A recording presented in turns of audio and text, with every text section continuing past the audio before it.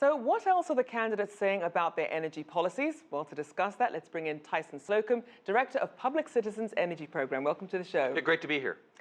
Now, Tyson, help us get an understanding. What are the main energy priorities for both candidates? Well, I see a lot of very stark differences between the two candidates. Donald Trump, there's no question that he supports a very aggressive stance to help both the coal and fossil fuel industries.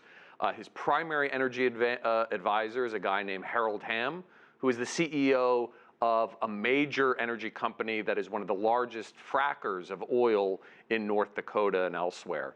Donald Trump is also heavily relying on two anti-regulation think tanks, the Competitive Enterprise Institute and the Heritage Foundation. In fact, one of his energy platforms copied word for word from a Heritage Foundation fact sheet. So I think what Donald Trump is trying to do is saying regulations, like environmental regulations, are an impediment to the coal and natural gas and oil industries.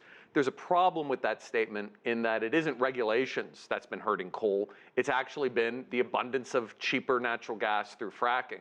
So coal's biggest problem has been fracking of natural gas. And the United States is producing a ton of oil and natural gas, and that's mainly because of market prices, not because of regulation. And what about Clinton? How does she differ? Yeah, so Hillary Clinton, I see her as a status quo candidate of following what the Obama administration has done on climate change. Now, there have been some leaked speeches that Hillary Clinton made to Wall Street and others. And when you look in the text of those speeches, she talks about the role of natural gas and oil as an international foreign policy leverage for the United States, using U.S.-produced oil and natural gas for energy diplomacy, exporting that gas and trying to undercut adversaries like Russia and other countries. So I see Hillary Clinton as focusing more on continuing regulations to address climate change, promoting renewables. I don't see her taking the kind of Bernie Sanders approach, her primary opponent, of trying to shut down fracking and oil. I see her as really holding natural gas as an important bridge fuel because of its lower emission profile when it's burned compared to coal, and really just continuing what the Obama administration has set into motion. Right. Now, with that being said, we also have that the U.S. has its Paris Climate Change Accord that it signed. How is that going to work when only one of the candidates, Clinton, actually believes that global warming exists? Right. So I think if you care about climate change and the United States continuing to adhere to the Paris Accord, you wouldn't want a Donald Trump to be president. His primary environmental advisor is Myron Ebel with the Competitive Enterprise Institute.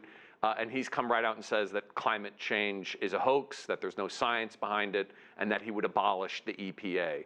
And so Donald Trump and Hillary Clinton have vastly different positions when it comes to climate change. As we heard in that campaign or in that debate speech, Hillary Clinton believes in the science of climate change, and she will continue the United States on a path of adhering to the Paris Climate Accord and then building upon that, because the Paris Accord is just one stepping stone of many to come.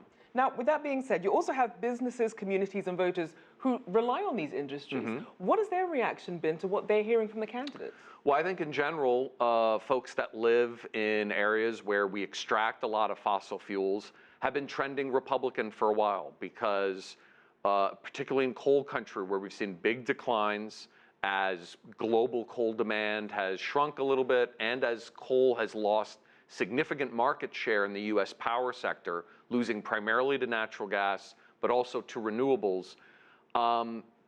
Voters in those areas have been fed this line that the reason for their job loss is because of big bad regulations by the Environmental Protection Agency, and many people have bought that line, and that's what Donald Trump appears to be continuing here in his campaign. Now, speaking of job losses, obviously we've seen both candidates talking about bringing more jobs, more energy jobs back to the U.S. Now, the Department of Energy actually says that over 70% of all employers surveyed are finding it difficult or very difficult to hire new employees with the right skills. So if there are already all these unfilled energy jobs, what is the point then of having these candidates make bringing even more energy jobs a priority? Right. So I think that's a big challenge, is finding enough technical expertise, particularly in the renewable sector, to fill these jobs. And so both candidates have plans about trying to beef up the education system. Both plans are a little light on details on how that all is going to be funded. So the question is, can the United States, continue this transition kind of away from traditional extractive fossil fuels and into what most people agree is going to be the energy choices of the future, which are renewables. And that's going to be the big next debate. Well, hopefully we'll see more details come out as we're less than a month away from the big vote. Thank you so much, Tyson Slocum, Director of Public Citizens Energy Program. Thank you very much. Thank you.